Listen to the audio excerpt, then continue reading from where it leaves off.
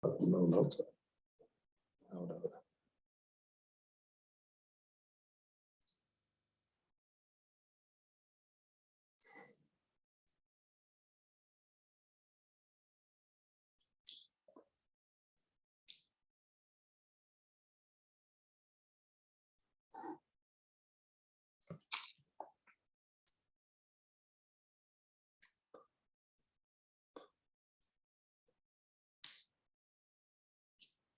Buenas tardes, no sé si se oye. Puedes comenzar. ¿Ya puedo? Muy bien. Muchas gracias. Buenas tardes a todos.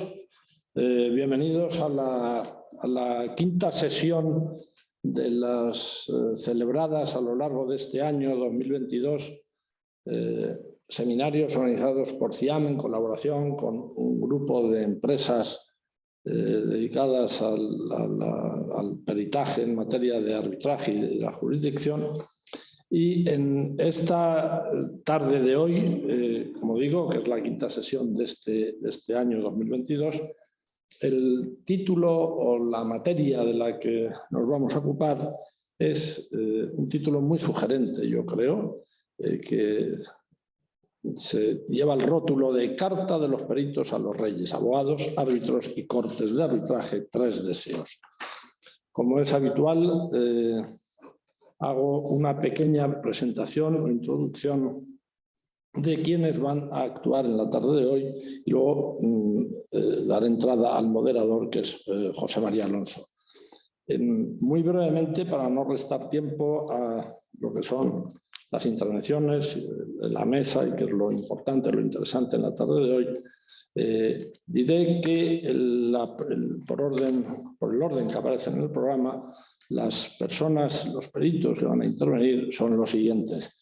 En primer lugar, Manuel García Ayuso, que es socio director de la firma Ayuso Lainez y Monterrey, con una gran experiencia en la materia. Durante más de 25 años ha intervenido en más de 300 procesos litigiosos en todas las jurisdicciones, instancias arbitrales, tanto nacionales como internacionales. Es catedrático de Economía Financiera y Contabilidad en la Universidad de Sevilla desde 1994, es doctor en Ciencias Económicas y también obtuvo en el año 1995 el título de licenciado en Filología Inglesa por la Universidad de Extremadura. Antes de incorporarse a la firma Ayuso Lainez y Monterrey, actuó como actor independiente en varios grupos empresariales. El segundo interviniente es Manuel Vargas, en nombre de la empresa BDO. Manuel es director del Departamento de Forensic de BDO, licenciado en Administración y Dirección de Empresas por la Universidad de Sevilla. Durante los últimos 15 años ha estado dedicado a la prestación de servicios de Forensic en numerosas disputas, cuestiones económicas, financieras y contables. Ha hecho multitud de informes periciales en distintos procedimientos arbitrales y jurisdiccionales. Tiene una contrastada experiencia en la defensa de sus informes, habiendo testificado en más de un centenar de casos. En tercer lugar, la firma Deloitte está representada por Ana Rilova. Tiene una experiencia de más de 21 años en la prestación de este tipo, en la realización de estas actividades, 14 de ellos relacionados con el tema de forensic y de disputas arbitrales. En la actualidad es directora de Forensic en Deloitte Bilbao desde 2019 y con anterioridad fue también, prestó sus servicios en Forest Partners, Estrada Asociados, Ruth & Phelps. También intervino, y antes de todo ello, siempre prestó sus servicios en Deloitte y todavía con mayor antigüedad en la firma KPMG. En cuarto lugar, doña Carmen Mencía, que representa a Kroll. Doña Carmen Mencía es licenciada en Administración y Dirección de Empresas por la Universidad Pontificia de Comillas. graduada en Derecho por la Universidad Rey Juan Carlos, miembro del Registro de Economistas Forenses. Tiene más de 20 años de experiencia profesional y ha participado en múltiples informes y así los ha defendido, técnicos y periciales en distintos procedimientos. En mayo de 2003 trabajó para KPMG y en la actualidad, desde 2020, es, como digo, directora de la firma, el Departamento de Disputas en España y Latinoamérica. Finalmente, don Fernando Jiménez Latorre es licenciado en Ciencias Económicas por la Universidad Complutense de Madrid y economista del Estado. Desde su extensa hoja de servicios fue desde el año 2002 director general del Servicio de Defensa de la Competencia, Ministerio de Economía, subdirector de Política Económica y Economía Internacional, consejero económico de la representación permanente de España ante la Unión Europea en Bruselas y asesor económico del ministro de Economía y Hacienda. Entre los años 2011 y 2014 fue secretario de Estado de Economía. Con esta magnífica mesa de ponentes creo que podremos tener una sesión enormemente interesante bajo el título que he comentado. Modera la sesión José María Alonso, del que yo creo que efectivamente no hace falta hacer ninguna presentación. José María Alonso lo ha sido y lo sigue siendo todo en el mundo del arbitraje, en el mundo de la abogacía. En la actualidad, como todos saben, es decano del Colegio de Abogados de Madrid y a partir del día 1 de enero de 2023 tomará posesión efectiva del cargo de presidente de CIAM, cuyo nombramiento ya se ha producido.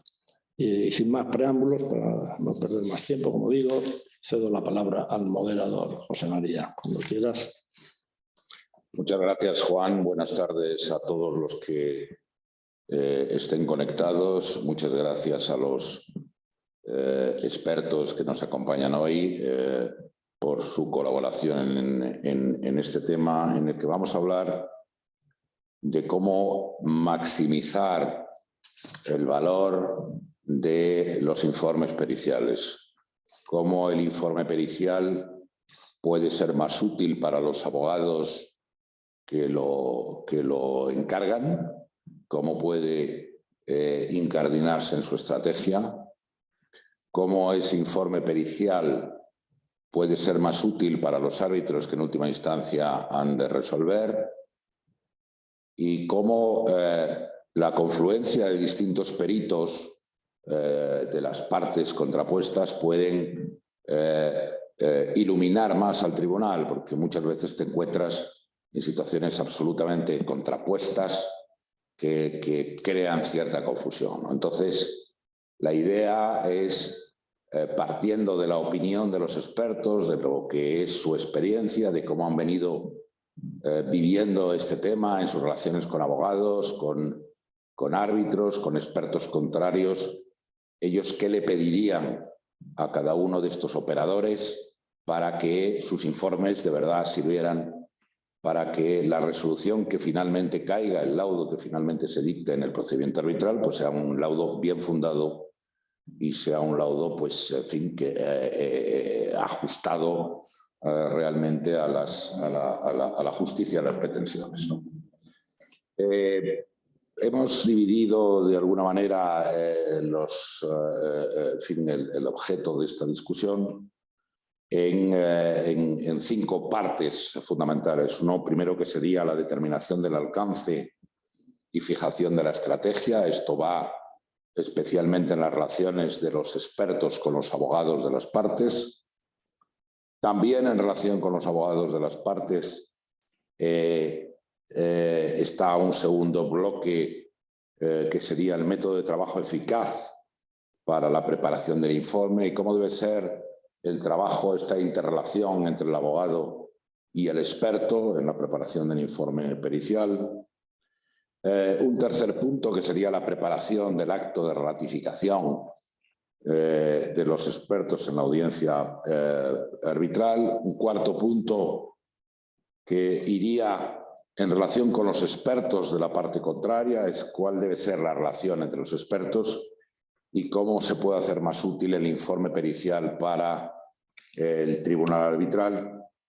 Y por último, la relación de los árbitros con los expertos. Es decir, cómo podemos conseguir que los informes periciales de verdad tengan un valor que sea entendido por los árbitros y qué deberían o qué echan en falta los expertos en este momento en relación con el comportamiento de los árbitros a la hora de entender sus informes. Yo, si les parece, empiezo por el primero. La idea es que haya un miembro de una de las compañías que nos acompañan que abra la discusión y los demás pues, puedan añadir lo que les parezca oportuno.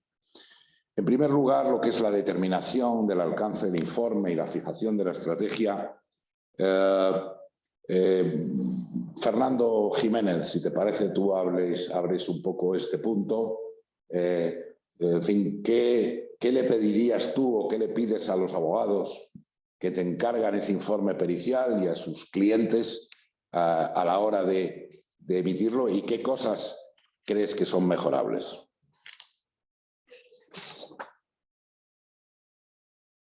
Muchas gracias, José María. Buenas tardes a todos. Y yo en el tema del ámbito del alcance de la pericial, creo que cuanto más preciso y concreto sea, más fácil es hacer un buen trabajo. Creo que en el proceso tiene que estar muy claro a qué es a lo que tiene que responder la pericial y cuanto antes se defina, mejor, para que a su vez el perito tenga más tiempo para hacerlo. También mejor para definir el alcance del trabajo, el tiempo necesario y demás. Y yo creo que esto es necesario para hacer el trabajo, también para enmarcarlo dentro de lo que es el litigio. Por eso creo que también no solamente es el alcance, sino del trabajo concreto que tiene que hacer la pericial, sino también cómo se encaja dentro del litigio con lo que todo lo que sea la estrategia, todo lo que sea la descripción del problema, las cuestiones legales que marcan el litigio, todo eso es muy necesario para enfocar bien el trabajo y también para fijar los horarios profesionales, porque un problema habitual es que no esté bien definido el alcance, se empieza a trabajar, se modifique el enfoque, se tenga que modificar también el trabajo y termina generando pues también una cierta tensión en cuanto a lo que es el alcance de los horarios profesionales. Para mí siempre es fundamental que la petición sea muy clara y responder de forma precisa a esa petición y a partir de ahí comprenderla también con lo que es toda la problemática del litigio y la estrategia en la que se va a encajar esa petición. ¿Alguna aportación adicional que queráis hacer los demás?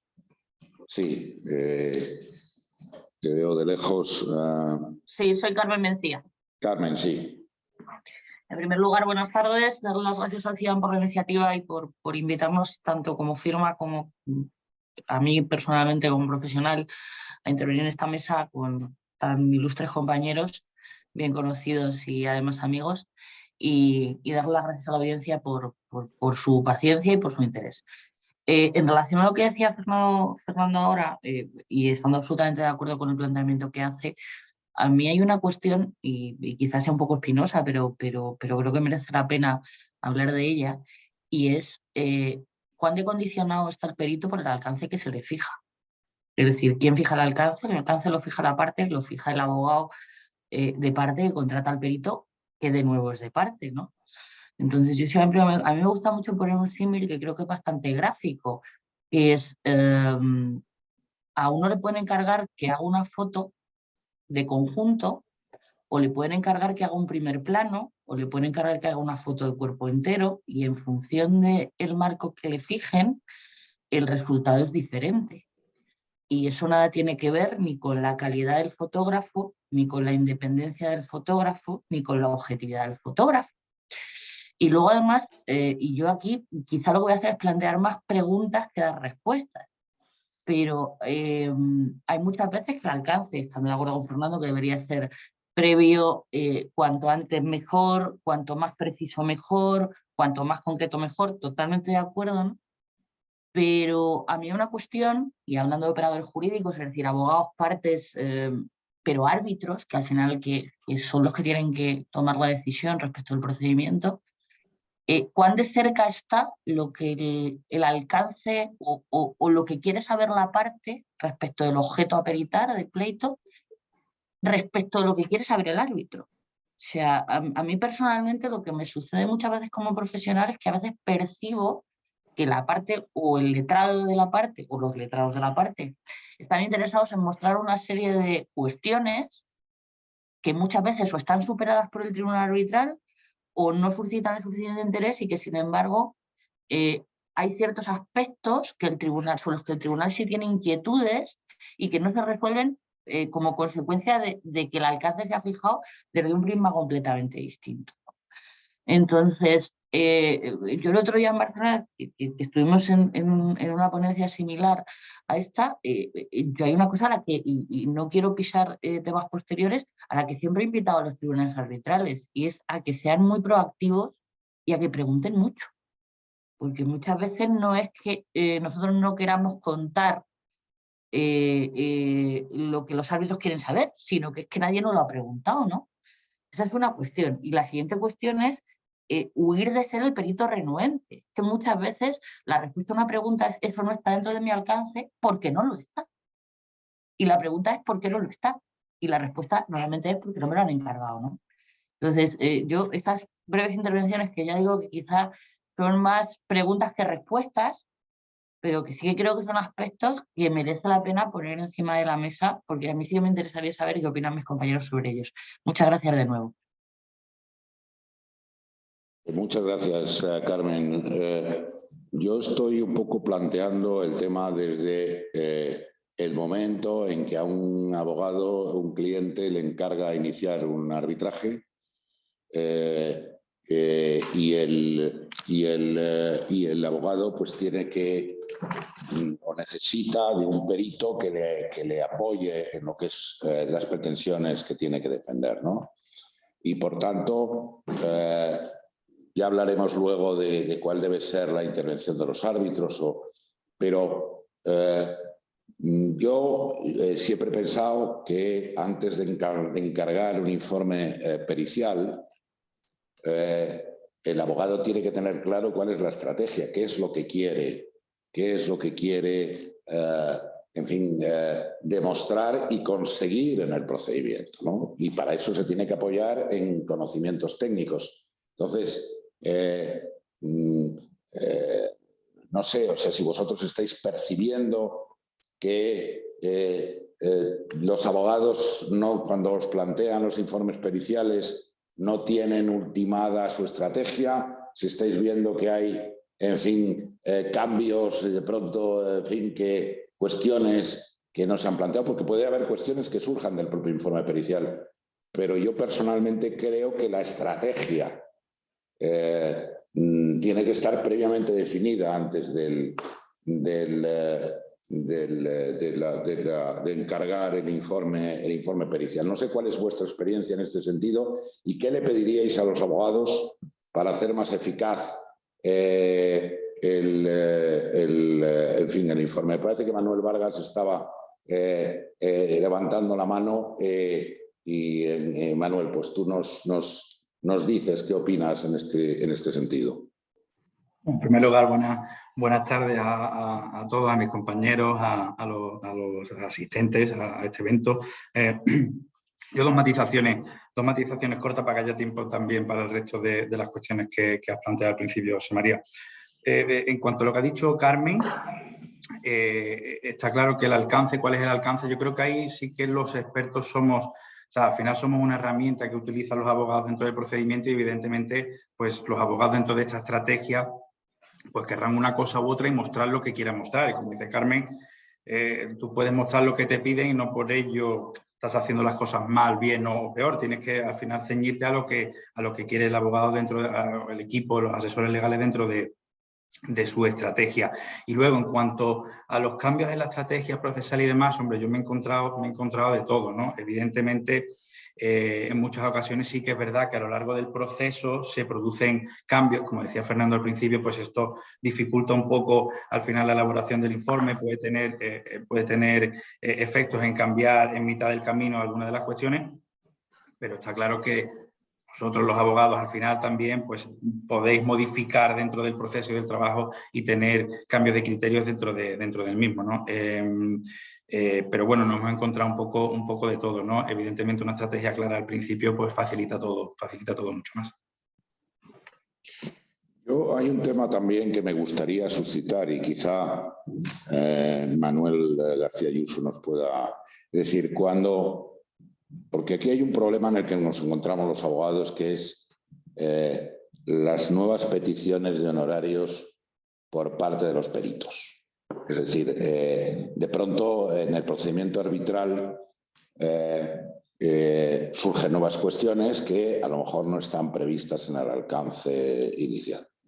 Yo personalmente, cuando encargo un informe pericial, parto de la base de que consiste en el informe pericial, también lo que será el contrainforme respecto del informe de la parte contraria y la ratificación en el acto del eso. Entonces, pero muchas veces te surgen cuestiones que luego es el abogado el que se lo tiene que explicar al cliente. Entonces, ¿cómo podríamos, Manuel, en fin, cerrar ese tema para que luego no haya sorpresas en el tema de los honorarios?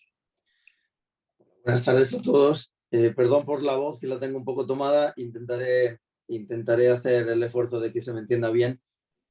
Yo creo que el cliente habitualmente siempre acude a un arbitraje, aunque sea el que lo inicie, por necesidad. Y cuando lo primero que hace es contratar a un buen equipo legal. Y cuando llegan los expertos, pues ya se le va agotando la energía, la paciencia y el aguante. Y nosotros somos, en algunos casos, un mal necesario y costoso. Y la utilidad a veces pues, no es percibida como fundamental por el cliente, aunque sí por el abogado. El cliente lo que quiere normalmente es un precio cerrado, porque lo que quiere es acotar los riesgos que para él implica en el plano económico el arbitraje. Es decir, saber cuánto se va a gastar, cuánto me va a costar esto, ¿no? Y como somos los últimos que llegamos habitualmente, pues hombre, pues ya el cliente se le va acabando la hucha en los términos, si quieres, abstractos en los que los tenga definida, ¿no? Entonces, yo creo que es muy importante que si la orden procesal ya se conoce y se sabe que van a ser 2 rondas de arbitraje, dos rondas de alegaciones, pues tú te prepares para eso. A veces ni siquiera eso, a veces el cliente te llama en el momento inicial para hacer incluso un estudio previo, cuando no se sabe siquiera cuál va a ser la estructura del procedimiento. Entonces, la flexibilidad que necesita el profesional que vende horas de sí mismo, el socio y su equipo, o en general la firma, pues no le gusta al cliente. Y cuando entras en el procedimiento arbitral en un momento más avanzado, en un momento más avanzado de desarrollo, pues ahí es mucho más fácil pronosticar. Pero a veces ocurre también, en línea de lo que decía Fernando al principio, que el experto descubre cosas a medida que va trabajando. Pues nuestro trabajo a veces consiste en investigar los datos y a veces el trabajo se extiende en direcciones en las que no estaba previsto al principio. Y como consecuencia de eso, ¿qué creo que hay que hacer o qué intentamos hacer nosotros? Pues hacerle ver al cliente que en ningún caso estamos actuando de manera oportunista, que siempre cualquier ampliación del trabajo está decidida y perfectamente tasada por la representación letrada y que así como intentamos fijar y cerrar el presupuesto en aquellas áreas en las que se puede tasar, pues en otras el cliente tiene que entender que como nuestro recurso escaso son las horas de profesional, cuando surgen necesidades nuevas a lo largo del procedimiento arbitral, pues esas hay que cubrirlas. Y en la flexibilidad por ambas partes y en el buen entendimiento y en la transparencia, pues yo creo que está el punto de acuerdo. Pues muchas gracias, Manuel. O sea, yo creo que podemos sacar algunas conclusiones de esta primera parte, que sería, en mi opinión, que el informe pericial tiene que ser consecuencia de la estrategia y no la estrategia consecuencia del informe pericial. Segundo, que lo que no se pueden producir son cambios súbitos en esa estrategia, vamos, salvo que de la preparación del trabajo puedan surgir algunas cuestiones nuevas, que siempre es posible.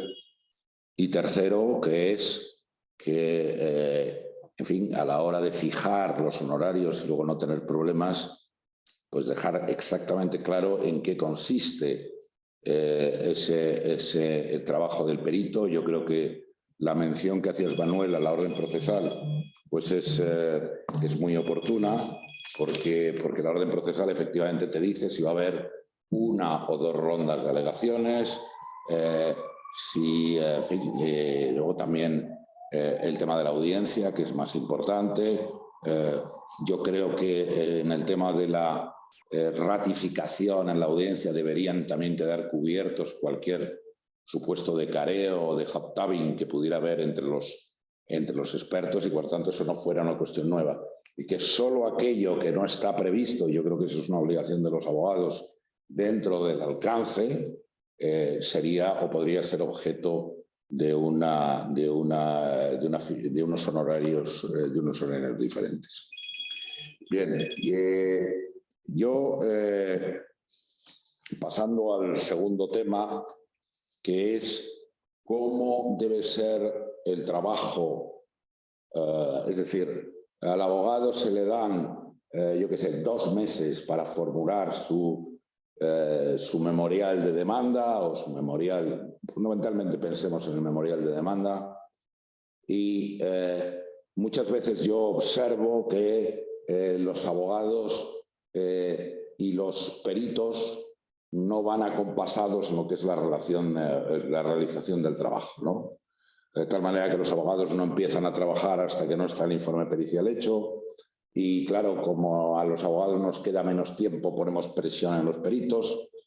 Entonces, ¿cómo podría o pensáis que podría ser más eficaz el trabajo conjunto de los abogados y los peritos dentro del plazo que se nos confiere? ¿Cómo piensas tú, Ana, que eso podría ser canalizado de una forma más eficaz?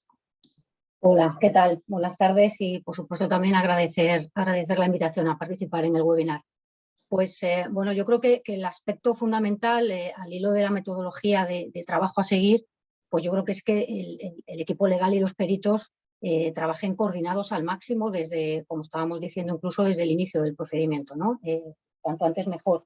Y que en la medida de lo posible pues se trate de un trabajo en paralelo y no de un trabajo por fases, ¿no? Y me explico, como decías tú, pues que en ocasiones nos encontramos con que a lo mejor los abogados prácticamente no inician sus escritos hasta que el perito no les ha trasladado un borrador de informe avanzado, y eso provoca pues unos plazos muy ajustados y prácticamente un trabajo contrarreloj, ¿no? Yo creo que lo deseable pues, sería establecer unos calendarios de trabajo conjuntos y de forma pues, que periódicamente se vayan compartiendo hipótesis, la metodología que a lo mejor a juicio del perito pues, se considera más razonable para realizar los cálculos, conclusiones que vamos obteniendo de manera preliminar, ¿no? A medida que se avanza con el trabajo. Yo creo que esto pues, permitiría manejar de forma eficiente y unificada cuestiones muy relevantes, ¿no?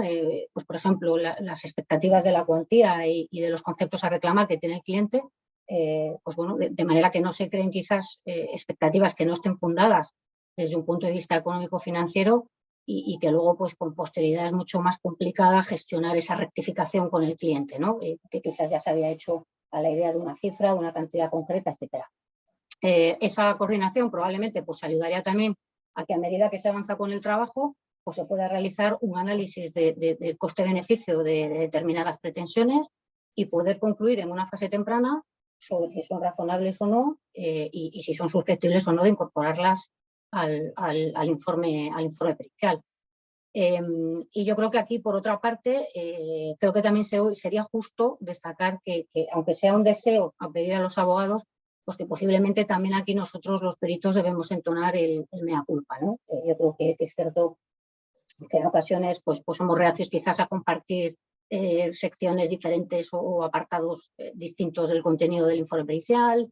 Nos puede quizás resultar incómodo, ¿no?, adaptarnos a ese ritmo, a esos calendarios y a esos avances o deadlines parciales, pero yo creo que lo cierto es que esa metodología de ir anticipando y compartiendo resultados, dificultades, conclusiones de forma periódica, pues facilita el trabajo y yo creo que además también redunda en una mayor eficiencia del tiempo empleado, tanto de los peritos como de los propios abogados, ¿no?, evitando pues esos envites, ¿no?, esas reuniones de última hora o inconsistencias, modificaciones o rectificaciones que a veces hay que hacer sobre la marcha para que las conclusiones sean sólidas desde un punto de vista económico-financiero, ¿no? Entonces yo creo que, como digo, ese trabajo en equipo y coordinado desde una etapa temprana pues es recomendable y yo creo que es lo que nos permite pues incluso tener quizás una información más precisa de las fortalezas y debilidades del caso desde un punto de vista económico-financiero y bueno, pues contar con una etapa de análisis previa mucho más rica, ¿no?, enriquecer esa etapa con un enfoque ya económico y con información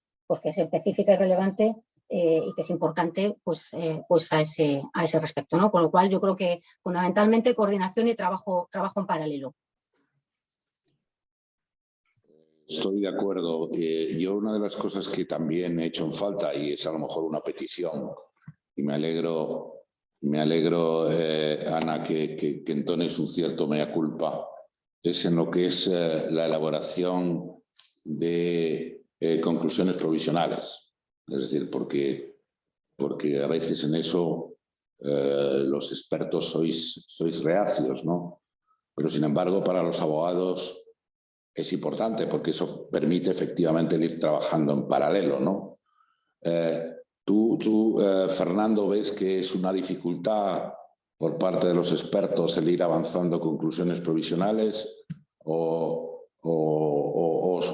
sentís únicamente tranquilos y seguros con el informe rematado? Porque es que eso sí que podría hacer difícil este trabajo en paralelo entre el abogado y el experto. No, yo creo que Ana lo ha explicado muy bien. La interacción es muy enriquecedora en ambas direcciones y es muy necesaria. Yo sí añadiría también al cliente, porque a veces hay una fuente de información, de conocimiento del mercado, de conocimiento de la empresa, que el abogado no transmite igual. Es cierto que tampoco el cliente tiene tan buen conocimiento del procedimiento y a veces pues se puede perder lo que es sus valoraciones y demás, pero yo creo que es muy necesario que el cliente tenga una participación activa y desde el principio. Y respecto a las conclusiones, yo creo que en esa interacción sí tiene que ir habiendo avances, pero el problema es el quantum. Si tú es posible que lógicamente el cliente quiera saber hasta dónde puede venir la cantidad, pues primero puedes generar una expectativa falsa y luego pues te puedes pillar los dedos, con lo cual, porque una vez que digas una cifra, el cliente va a estar muy disgustado y muy contrario a que la revises porque hayas tenido una información que antes no tenías, con lo cual avanzar estado de los trabajos muy bien, ya llegar a conclusiones y cuantificaciones, lo veo que en general yo comprendo que por nuestra parte seamos reacios a hacerlos para evitar problemas. Probablemente el tema de la cuantificación final, eso es algo que no se puede hacer hasta el final, pero sí lo que es el enfoque en el que el abogado pueda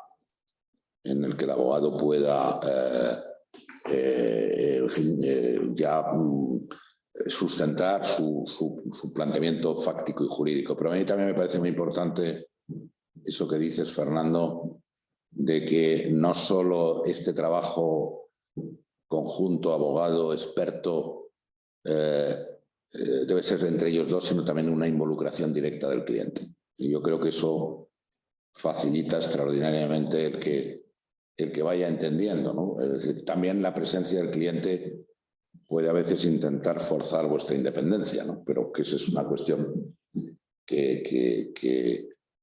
en fin, que yo estoy convencido que todos vosotros en eso tenéis unas líneas rojas que en modo alguno pasáis, ¿no?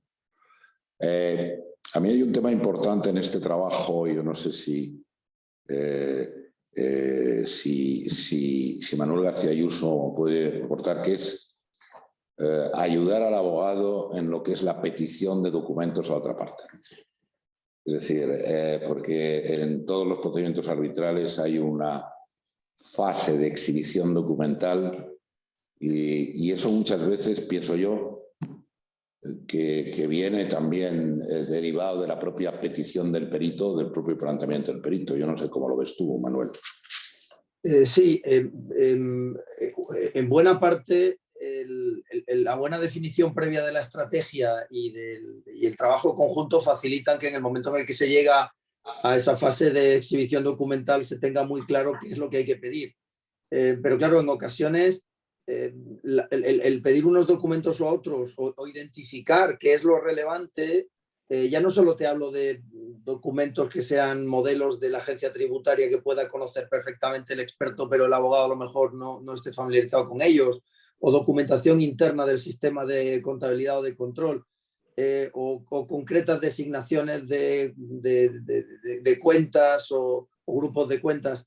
Desde un punto de vista metodológico es muy importante saber qué es lo que hay que pedir. Si tienes que calcular un margen de contribución o un resultado diferencial, pues saber cuáles son los elementos que integran el coste, los costes fijos, los costes variables. Este tipo de cuestiones tienen que estar muy bien definidas en el momento en el que solicitas la información.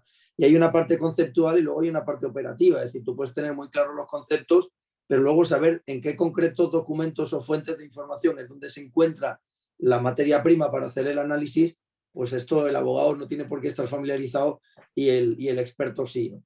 Yo creo entonces que además a la hora de definir la proporcionalidad y el potencial coste de obtención de esa información, pues la experiencia de un técnico que sabe cómo funciona a nivel interno una empresa, qué departamentos pueden tener la información, qué cosas seguro que se tienen y qué cosas estaría justificado que te dijeran que no se pueden exhibir. Pues este tipo de cuestiones yo creo que son importantes también a los efectos de hacer una buena petición que el tribunal perciba como bien fundada, proporcionada y que no es susceptible de ocasionar un daño a la posición competitiva de la empresa o entraña un coste excesivo, ¿no? Muy bien, pues yo creo que de este segundo bloque podemos sacar varias conclusiones o peticiones a los Reyes Magos en la relación abogados y expertos en la preparación de los informes. Primero, yo creo que es importante fijar un calendario y planificar el tipo de cuándo se van a celebrar las reuniones y con qué objeto.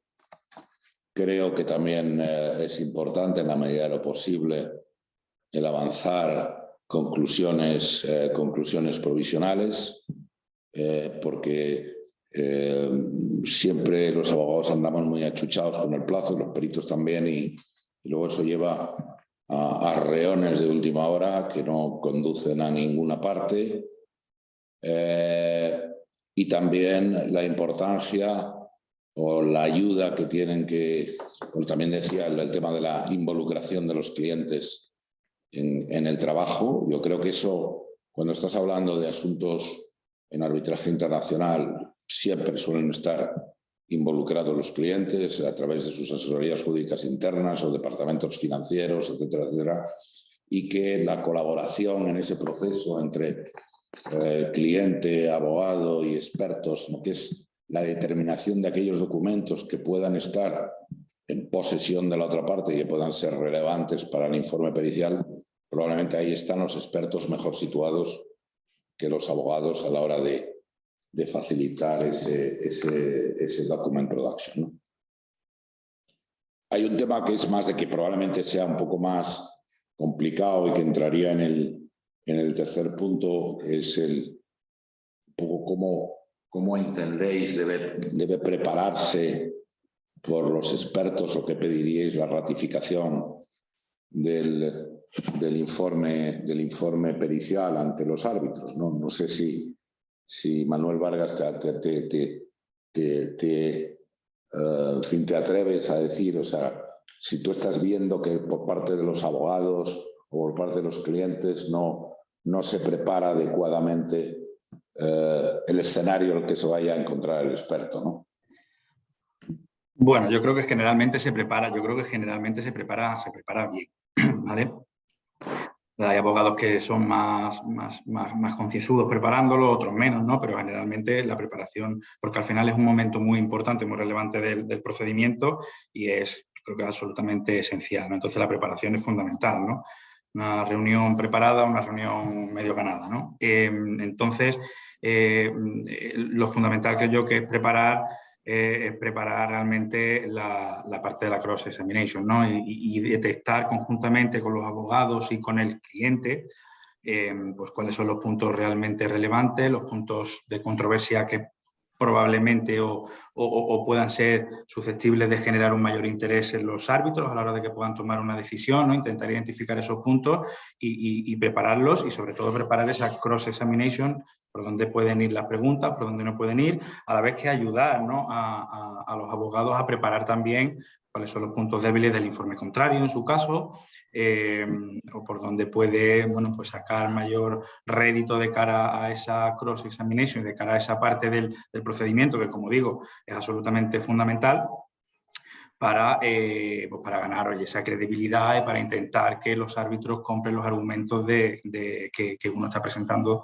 dentro del procedimiento. Entonces, creo que la parte de la cross-examination es fundamental y la parte que más hay que incidir dentro de la preparación de la parte de la ratificación.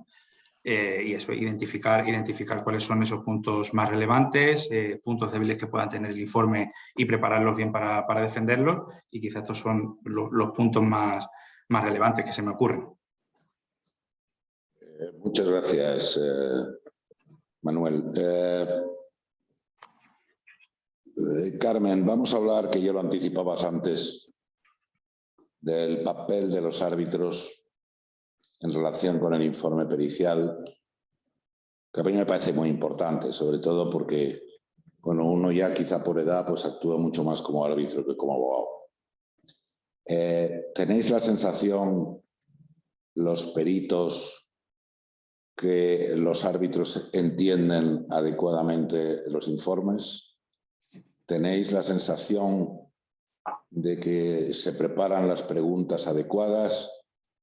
¿Tenéis la sensación de que después de haber informado que vuestro informe no ha sido de verdad entendido o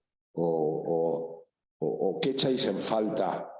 Y esto es una pregunta que te hago a ti, Carmen, pero que me interesa mucho que todos los demás digáis. ¿Qué echáis en falta cuando vosotros estáis sentados delante de un tribunal arbitral defendiendo vuestro informe respecto de lo que es la posición o el planteamiento de los árbitros? Yo antes anticipaba en relación a la cuestión del alcance. Y, a mí personalmente me gustan los tribunales proactivos por incómodos que resulten. Básicamente porque un tribunal silente, en tanto a la intervención del perito, al final no te ofrece información sobre qué es lo que ha entendido, qué es lo que no ha entendido, qué habiendo entendido ha interpretado de una manera en un sentido o en otro. Entonces, para mí un tribunal activo es un tribunal que me está dando pistas de en qué sentido tengo que mejorar o conducir mi discurso para que ese discurso llegue, ¿no? Entonces, si tú a mí me preguntas cuál es mi deseo es que el tribunal arbitral pregunte todo lo que tenga que preguntar. Yo soy bastante proclive, y al hilo de lo que decía Manuel, a mí me gustan los redirectos porque yo el informe, ya lo he contado en el informe, se entiende, y además es así, yo el nivel de calidad de los árbitros con los que he tenido la oportunidad de intervenir ha sido siempre muy alto, gente muy implicada, gente que se ha trabajado los temas muchísimo y con un gran nivel en materia económica que le permite llegar a un entendimiento muy profundo del informe, ¿no? Pero al hilo de lo que decía Manuel, al final mi informe ya dice lo que dice, y eso está negro sobre blanco. Lo que me interesa saber es, o lo que me interesaría saber si estuviera en el papel del árbitro, es aquello que no dice el informe de manera suficientemente clara, aquello que no entiendo suficientemente bien, aquellas interpretaciones que yo estoy haciendo que no sé si son correctas o incorrectas en términos técnicos. Entonces, al final yo soy un instrumento de la estrategia jurídica, como tú bien decías antes, José María, y si no tengo ese feedback, no sé si estoy siendo eficaz. Entonces, porque al final yo puedo tener una percepción personal, pero si no tengo ese feedback, mi problema es que no tengo ninguna señal, ningún síntoma de si estoy llegando y cómo estoy llegando. Y no es la primera vez que uno siente que ha llegado y de repente ve un laudo y dices, oye, pues va a ser que no, ¿no? Entonces, yo a un tribunal le pediría proactividad y le pediría, pregúntenme, soy un instrumento, exprímame, porque creo que eso es beneficioso y puede llegar a ser muy incómodo, porque probablemente el tribunal te haga todas esas preguntas y pues, que te resulta menos divertido contestar, y a lo mejor no es fuego amigo, pero yo creo que esa es la verdadera utilidad del perito, que sea el tribunal el que te dé pistas de qué necesitas saber. Pues probablemente es así. Yo creo que efectivamente los árbitros tienen que ser preguntones siempre y cuando no le hagan el trabajo. Evidentemente, al abogado. Al abogado, que eso muchas veces tienes esa sensación, ¿no? ¿Tú estás, Ana, de acuerdo con este planteamiento o echas algo en falta de lo que ha señalado Carmen? Sí, no, totalmente de acuerdo con Carmen, ¿no? Al final la percepción la tienes a través de lo que te transmiten esas preguntas o esas cuestiones, ¿no? Lo que pasa que es cierto que con independencia de los conocimientos económico-financieros, pues hombre, es cierto que hay casos de especial complejidad desde un punto de vista técnico y en los que, no sé, pues la controversia conlleva su dificultad. Y es cierto que, bueno, pues que hay veces que es complicado hacer llegar o trasladar unas explicaciones adecuadas, ¿no?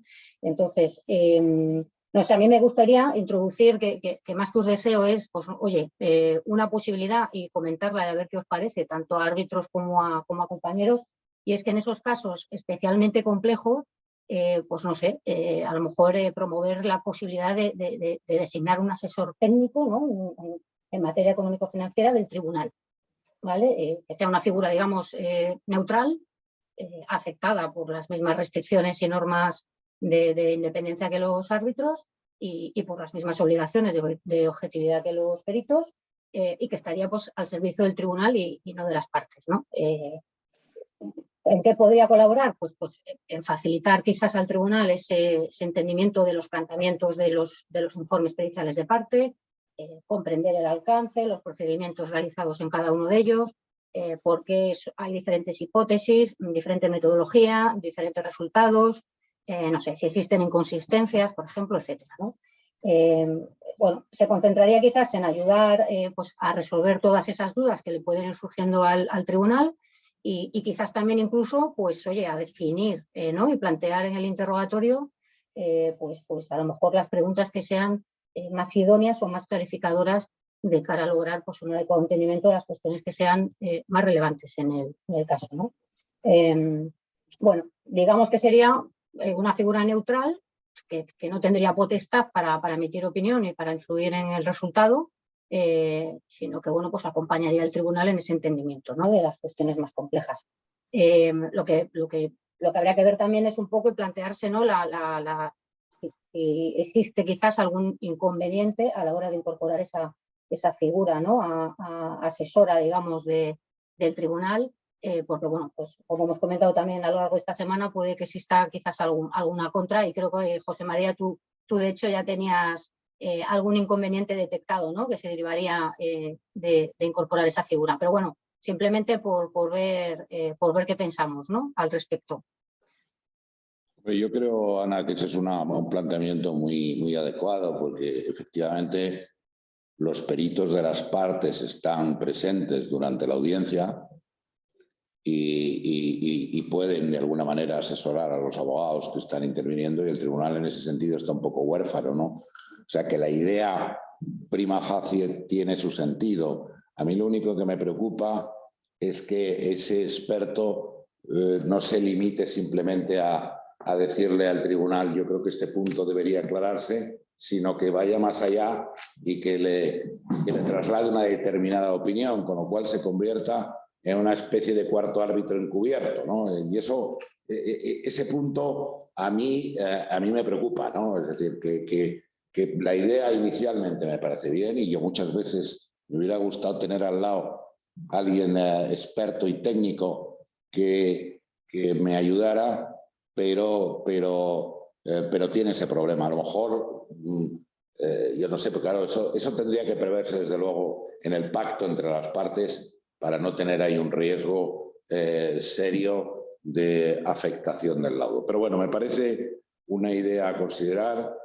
Me alegra mucho el planteamiento que hace Carmen, como haces tú, y que además me parece que todos los demás están de acuerdo por lo que hemos hablado, de que los árbitros tienen que preguntar más y sacaros todo el jugo posible, incluso perder digamos, un poco la vergüenza de preguntar sobre basics.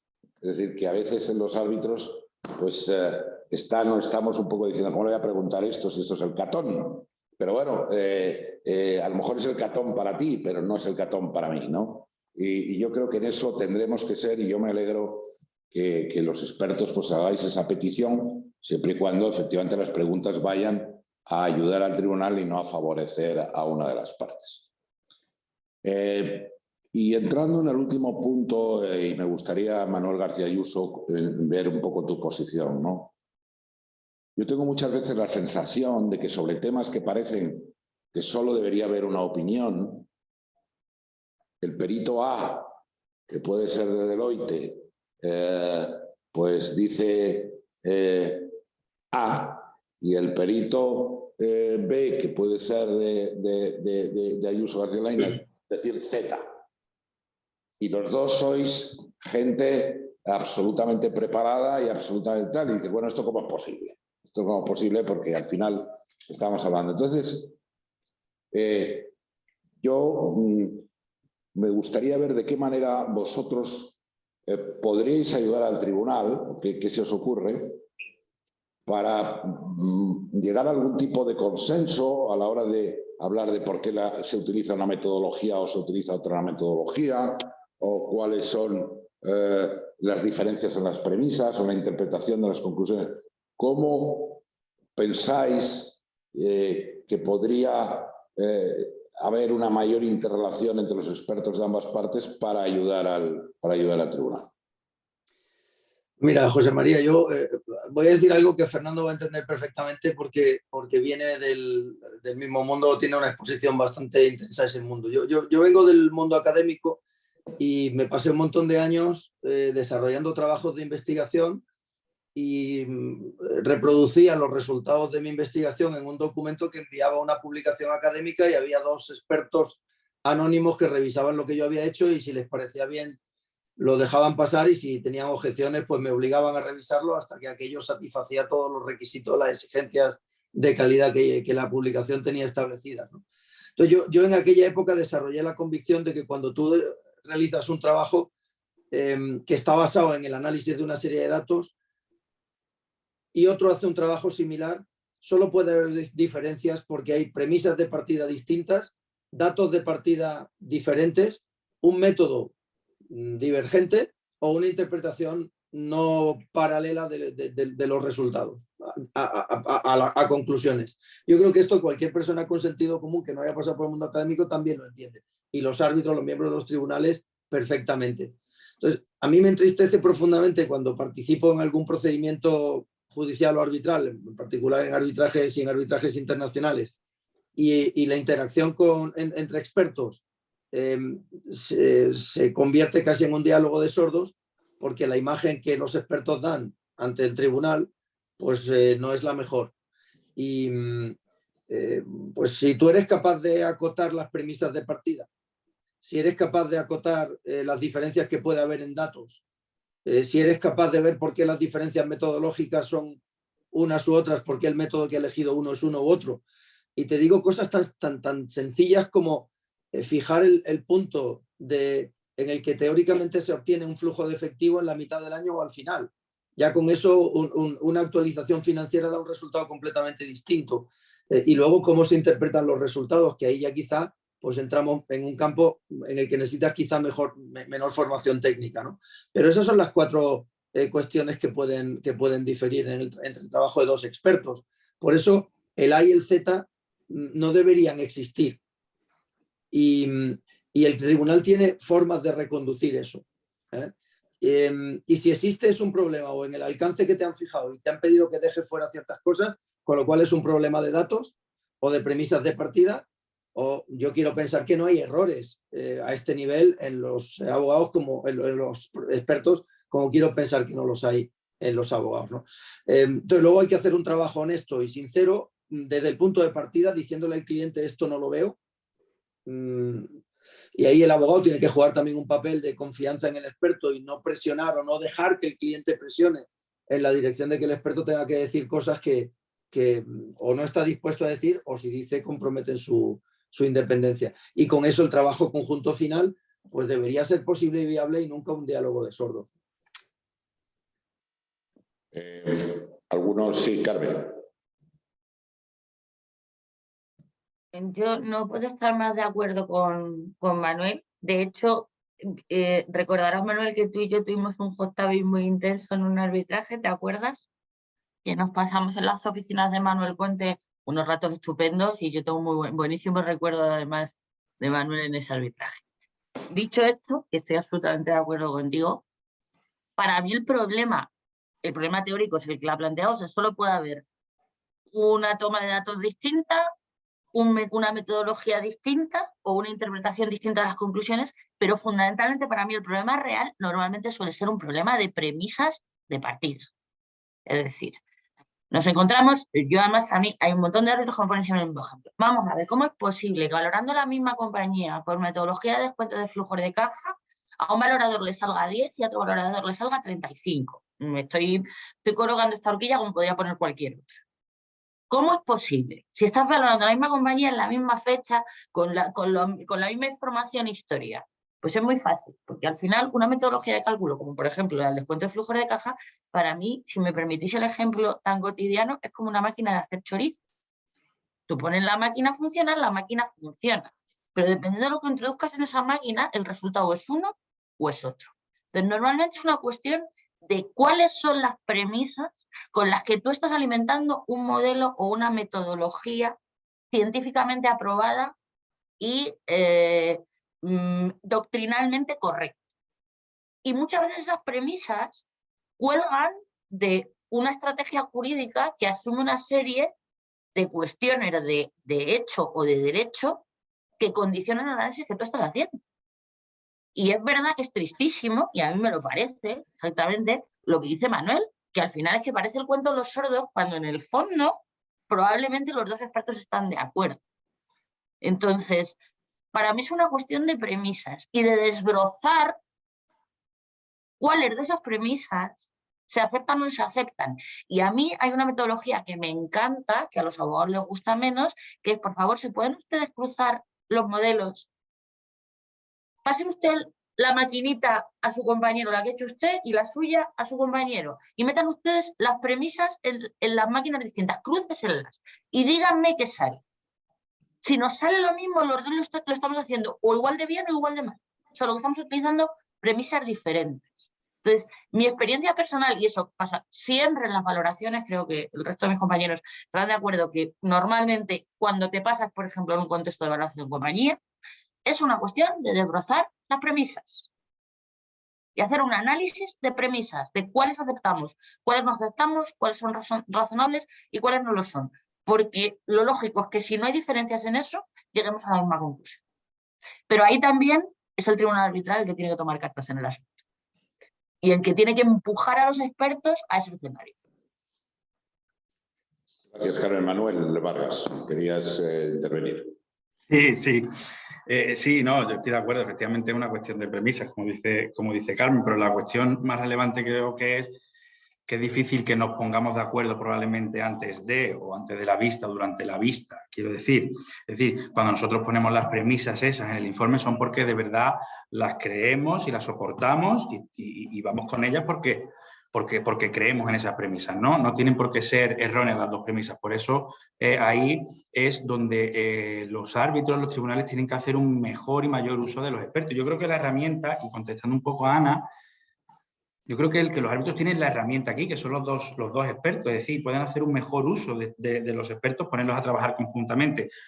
No tanto quizá de cruzarse, que también, pero si los árbitros ya ponen y dan unas instrucciones concretas y en base a las conclusiones jurídicas, legales y de responsabilidad que saquen, es fácil o más fácil que las dos, ese A y esa Z, empiecen a converger, ¿de acuerdo? Y se elimine una problemática que yo creo o que vemos frecuentemente, que es que hay una desconexión entre la parte legal del laudo, es decir, el laudo está muy bien fundamentado desde un punto de vista jurídico y de responsabilidad, pero luego a la hora de poner el numerito, a la hora de poner el daño, ahí ya no hay la misma solidez y hay una desconexión entre la calidad del laudo desde el punto de vista legal y la calidad desde el punto de vista económico. Y ahí, y esto quizá ya es la carta de los Reyes Magos, ahí sí yo creo que se debería hacer un mejor y mayor uso de los expertos y que existiera una mayor cercanía y yo me refiero, yo creo que probablemente después de la vista, porque hasta ese momento que nos pongamos de acuerdo creo que es más difícil, porque como digo, si yo pongo una premisa en un informe, la soporto,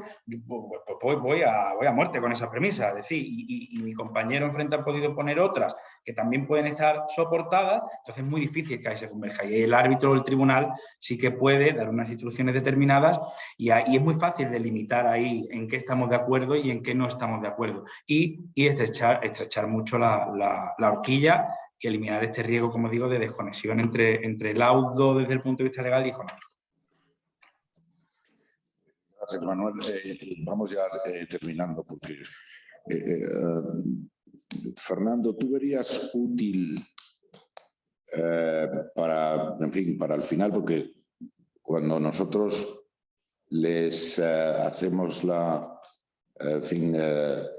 solicitud de que declaren su independencia, le decimos, usted está aquí no para ayudar a la parte que le ha contratado, sino para ilustrar al tribunal ya sean lo que usted diga, conclusiones favorables o contrarias a dicha parte, ¿no? Yo no sé si cuando se prevén cómo se va a desarrollar una audiencia, debería a lo mejor fijarse una fase posterior para que los expertos pudieran establecer en qué puntos están de acuerdo o no están de acuerdo y para contestar a determinadas preguntas del tribunal. Yo no sé si eso lo veríais útil o no lo veríais útil o puede ser más útil un careo directo o un hot tabbing directo en ese momento. No sé qué opinas, Fernando. Estás en mute. Sí, de lo que hemos hablado, de lo que se ha venido defendiendo sobre la importancia de las premisas, a mí me parece un mensaje muy claro a los árbitros. Es decir, cuando usted se va a encontrar dos periciales bien fundadas por gente muy prestigiosa, con conclusiones opuestas. Entonces, el mensaje de esta discusión para mí es: fíjese usted en los supuestos de partida, porque eso, la calidad de los supuestos le va a usted dar mucho criterio. Entonces, yo creo que este debate se facilita bastante la interpretación de las periciales en dónde dónde tienen que fijar atención. Luego, sobre el careo y las posiciones de los peritos, yo creo que esa sería otra petición a los reyes. Yo creo que en general tenemos una tendencia de excesiva defensa, ¿no? O sea que yo tengo aquí, yo esto me lo he trabajado mucho, lo mío está bien fundado y no voy a moverme un milímetro, ¿no? Entonces, lo que comentabas de tener un informe posterior con puntos en común, puntos en diferencia, soy un poco escéptico si no hay un cambio de posición por nuestra parte, de tratar de identificar dónde están las discrepancias y normalmente puede haber muchas concordancias. Lo que pasa es que luego, como los abogados tienen una habilidad especial para cerrar las concordancias en la dirección que les gusta, pues yo creo que ahí esa es nuestra defensa, ¿no? A mí el careo me gusta mucho porque siempre es una forma de responder a lo que se dice de mi trabajo. Entonces, creo que haya un tercero que ponga, que de alguna forma identifique puntos débiles y que yo no tenga la posibilidad de replicar a esa crítica, me parece que empobrece la información que les llega a los árbitros para tomar su decisión. A mí el careo me gusta y creo que si además hay una cierta apertura por parte de los peritos a identificar las cuestiones claves y estar abiertos a discutir sobre las cuestiones principales, creo que puede ser muy útil. Bueno, muchas gracias, Fernando. Yo creo que, hombre, dentro del tiempo que tenemos hemos cubierto todas las cuestiones. Yo no sé si alguno o alguna tenéis alguna cuestión que os gustaría añadir respecto de lo que hemos estado diciendo, alguna petición, ya sea a los abogados, ya sea a los árbitros, ya sea en la relación con los expertos.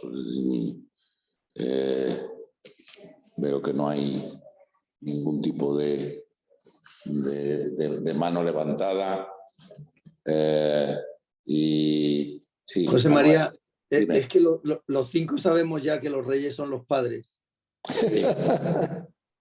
Eso es así, ¿no? Pero efectivamente todos tenemos que asumir obligaciones y a mí me parece muy, muy útil para todos, en fin, el aprender, el saber de los expertos de verdad qué es lo que quieren. Yo tengo la convicción de que al final, aunque muchas veces tienes la sensación de que el experto se enroca en su posición y no es flexible, yo creo que se acaba de entender que las premisas son diferentes, nadie pone en riesgo su propia reputación por defender una determinada posición, ¿no? O sea, yo creo que eso, cuando estamos hablando de entidades del nivel de las vuestras, pues una cosa es que estés convencido de lo que dices, pero tienes que estar convencido sobre las bases de información que se te han dado, ¿no? Y eso muchas veces los tribunales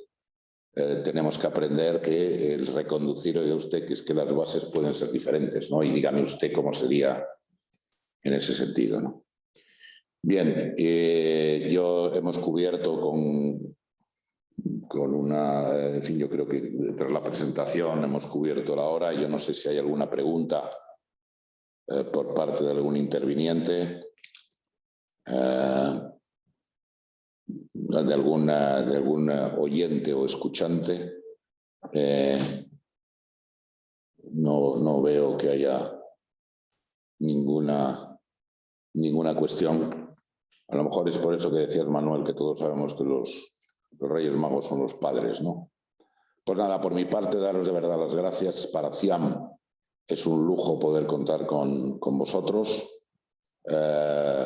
Y bueno, pues en fin, toda la colaboración que entre todos podamos dar a este proyecto, que yo creo que es un proyecto que nos excede a todos, que es un proyecto de en fin, de posicionamiento de lo que es el arbitraje y todos los que rodean al arbitraje, abogados, expertos árbitros españoles, pues yo creo que será muy positivo. O sea que muchísimas gracias y damos por concluida la sesión. Muchas gracias y feliz Navidad a todos. Igualmente. Gracias. Gracias, igualmente. Feliz Navidad. Gracias.